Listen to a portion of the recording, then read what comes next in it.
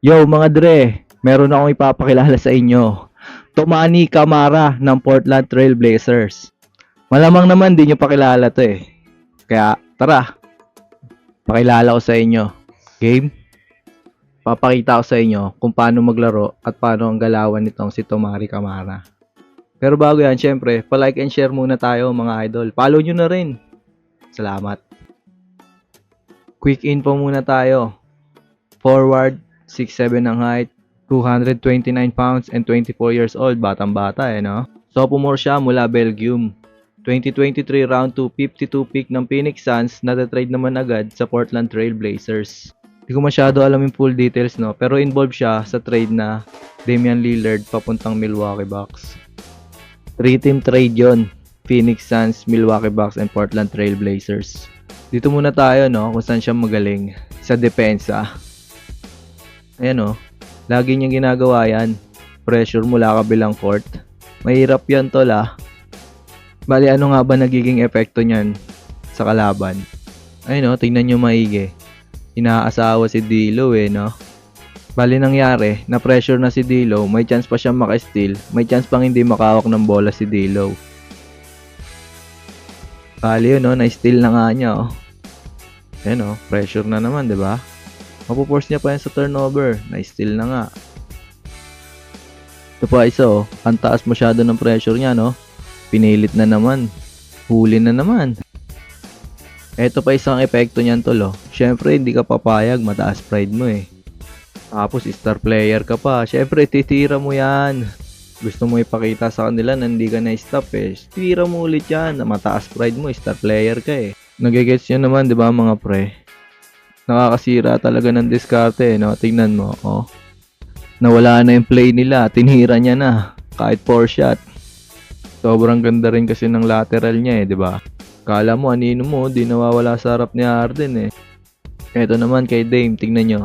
Di maiwanan ni Dame nakasunod lang sa kanya, 4 shot na naman. Eto dapat yung matutunan ng mga bata ngayon hindi yung sundot ng sundot. Lateral lang talaga. Tapos eto tingnan nyo. Tanda niya i-sacrifice yung katawan niya Tapos mawawala ka sa balance. May steal niya yung bola. Ay galing niya tumiming sa ganyan Tapos susundutin niya na lang sa'yo bila. Siyempre nga, nawala ka sa balance. Nawala na rin yung control mo sa bola. Sobrang laking bagay niyan ngayon sa NBA Kasi hindi lahat willing sacrifice yung katawan niya. Tapos yung timing pa, saktong-sakto. Ito pa isa tignan nyo to, si KD. Dahil nga sinasacrifice niya yung katawan niya hindi siya naurong ni KD Kahit ikaw bantayan nito Tignan mo iwan na siya ni KD pero nasa harap pa rin niya, nakasunod pa rin Eto sunod dre Kahit iwan na siya, ang bilis niya nakaka-recover. Ulitin natin mga dre Tignan nyo kung gaano kalayo yung na-recover niya. Pero naka-challenge pa rin siya ng maganda Tapal pa nga niya baka sabihin niya binobola kayo Ito pa isa panoorin niyo maigi Ayun pumreno na si KD 'di ba? Pero naka-recover ulit tapos naka-challenge na naman, sablay. Etong susunod, tignan nyo kung gaano kalayo yung narating niya. Pero dahil nakapreno siya, tapos mahaba siya, athletic pa siya, natapal pa rin niya. Sablay nga ulit Isa rin to sa dahilan kung bakit nahihirapan sa kanya yung mga offensive player tulad niya ni Dame Ang layo na naman Pero syempre, magaling nga siya mag-recover, naka-challenge pa rin siya. Kung sa iba yon, malamang easy 2 points na kay Dame yun. Tapos eto pa, yung help din niya. Alam na alam niya kung kailan siya kailangan tumulong. Tulad na ito, hindi siya nakita ni Haliburton kaya di siya nagalangan sumundot Total malayo pa rin naman yung tao niya. Sa play na to, si James Harden talaga yung tao niya. Pero nung naiwan yung kakampi niya, hindi siya nagatubiling humelpo, ayaw talaga magbigay ng easy 2 points Dito naman, si Reeves talaga yung bantay niya. Pero nakita niyo, mismatch kay Lebron Sumugal talaga siya. Tapos pag napasahan yung original niyang bantay, ang sipag niya umabol challenge pa rin, sablay naman. Dito naman nag-switch yung bantay. Nakita niya mismatch, tumulong agad siya, nasundot niya nga, fast break na sila. Grabe din talaga yung awareness niya kung kailan siya tutulong. Hindi lang yung tao niya yung nakikita niya no? Pati yung mga kampi niya na pwedeng ma-mismatch tapos nakakatulong agad siya. Eto pa hindi ka pwede mag-dribble ng harap-harapan oh. Susundutan ka talaga nito eh. Sobrang linis rin niya sumundot no? Kitang-kita rin yung timing Tapos eto pa, ang akala ko nung una, mula point guard hanggang forward lang yung kaya niyang bantayan. Pero nung napanood ko yung laban nila sa Denver, may mga times na siya yung bumabantay kay Joker. Take note, hindi to galing sa switch. Siya talaga yung main defender. Tingnan niya, panoorin niya. May mga times din na napipilitan si Jokic na ipasa kasi nga napapahirapan niya rin to sa depensa. Ito nga, natapal pa niya. Pwede rin talaga to na rim protector no? Kasi matigas na siya, ang haba pa niya, tapos ang taas pa niya tumalon. Kaya malaking tulong sa kanya yung pagiging athletic niya Eto, speaking of matigas Lebron yan pero hindi siya mausog. Eto pa James Harden rin. Kahit maliit yan, matigas rin katawan yan. Magaling rin yan sa poste. Tingnan mo. Sasaluhin niya lang yung kaldag niyan. Naka semi-tank build yan Hindi mo siya pwedeng bulihin rin sa poste basta-basta Speaking of rim protection naman Dahil nga mataas siya tumalon, athletic siya kahit paulit-ulit na magaling rin yan tumempo sa tapal. Dito nga kahit ang layo ng hinabol niya, natapal pa rin niya. Kahit nga gantong walang buwelo, kahit harap-harapan, ang taas pa rin niya tumalon inabot pa rin niya Kung sa depensa goods na to para sa 24 years old. Halos kumpleto na nga to para maging elite defender. Kaso nga lang, eto na yung kahinaan niya. Yung 3-point niya. Medyo mababa yung percentage niya sa 3-point Eto, para maniwala. Tignan niyo yung shot chart niya.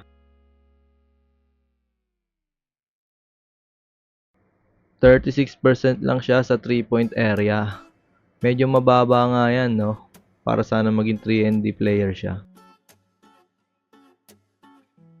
Kaya dito sa play na to, tignan mo. Ang layo na ng depensa sa kanya tapos ang tamad pa ng challenge. Ito pa tignan mo si Sengun. Di man lang siya nilalapitan kasi nga hindi siya ganun ka-threat sa 3-point. Dito nga, tignan nyo. Halos kinaway-kawayan lang siya ni Sengun hindi na nga tumalon sablay pa rin. Ito nga libreng-libre siya diba? Sablay pa rin. Halos hindi na siya hinahabol ng mga kalaban Ito rin kala mo nanakot ng baby sablay pa rin. Kung sasalaksak naman siya, tignan nyo. Di rin siya ganun kagaling mag-finish Di niya rin kaya mag-create ng space para sa sarili niya. Tulad na ito, tignan nyo. Iwan na wala na sumabay sablay pa rin. Ito pa yung napansin ko sa kanya mga dre Kaya hindi siya masyadong threat sa opensa. Puro kaliwa lang yung drive niya tapos hindi siya magaling mag-finish. Tingnan nyo. Kaliwa na naman yung drive niya tapos bahala na. Ito, tingnan nyo. Hinarangan siya sa kaliwa. Sa kanan naman siya pumunta. Wala rin. Alahoy na rin. Kung hinahanap nyo naman yung perimeter shot niya, ayan walang pinasok sa perimeter kahit isa Bali nakakapuntos siya pag ganito ginagawa sa kanya. Siya yung ginagawang screener sa pick and roll. Diyan siya nakakarami mga tol. Pinadaan niya na lang sa taas ng talon kahit hindi siya magaling na finisher Kasi madalas naman ganyan libreng-libre na. Sasablay mo pa ba yan? Pero ito mga tol ito yung maganda sa kanya. Kahit hindi siya masyadong threat sa opensa, binabawi naman niya sa sipag. Tignan nyo ilang offensive rebound yan. Talagang gamit na gamit niya yung vertical niya, yung speed niya, yung length niya. Talagang dinadaan niya lang araw-araw sipag lang. May isa pa pala to mga dre. Gayong ganito, yung Malaki Lowry, yung pag-draw ng offensive foul. Magaling siya dyan.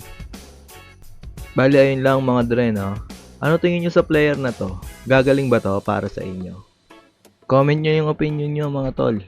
Kasi kung ako tatanungin mga pre sa tingin ko, gagaling to Kasi 24 years old pa lang to, mahaba pa oras na ito. Kahit nga 3 points lang ma-improve nito eh. Tataas value nito. Lalo ngayon, usong-uso sa mga team yung 3 and D player. Kahit saan mo ilagay na team yan, talagang magpipit. Isa pa kahit athletic siya, di siya masyadong injury prone. Kaya ako, pupusuan ko to. Susubaybayan natin to. Para sa akin, pinanganak to para dumepensa. Tapos, konting improve lang ng shooting, lalakas talaga to. Pero sa ngayon, malabo pa natin makita sa playoffs to, no? Ang ganda naman ng lineup ng Portland eh. Di ko alam ano problema sa kanila. Baka coach na. Bali hanggang dito na lang mga dre. Paalam, kita-kits sa next video.